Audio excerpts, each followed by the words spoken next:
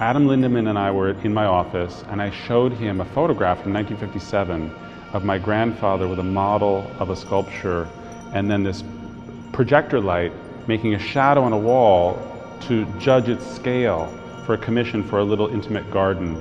And he thought that was so cool, that the shadow was so prominent and dominant, and the interaction between the shadow and the object was a really interesting subject.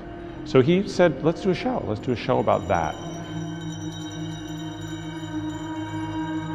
The most exciting aspect of the show are the activated shadows, the mobiles in motion with their shadows, where the shadow is both in dialogue with the object, but because Adam and his lighting designer came up with the idea to really have this kind of raking light where the shadow grows. So as the mobile turns, the mobile remains in a 30-inch span, but the shadow actually expands and contracts as the shadow is presented on the wall.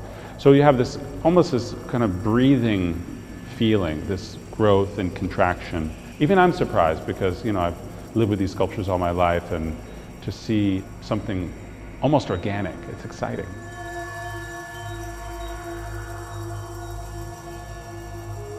First of all these sculptures are supposed to be domestic. You're supposed to be in people's homes. You're supposed to live with them and interact with them and engage them and be present to them, be in harmony with them or disharmony with them. This sculpture is from 1974. It's an untitled work. A lot of people would look at it and say it's unfinished because it's not painted, but it's actually signed and dated 74. So in 1974, he made a series of works which catch the light. So the articulation of the elements as it flows through space, you'll see they're dark, almost black, lighter, gray, and then they flash silver. Imagine if you're in a living room, the reflected light off of the shiny material would create these beacons. So the reflections would travel on one side of the wall and the shadows would travel on the other side of the wall. So the shadow's in focus, but the reflected light is like clouds of brightness traversing the wall and defining the space that you're occupying with the sculpture.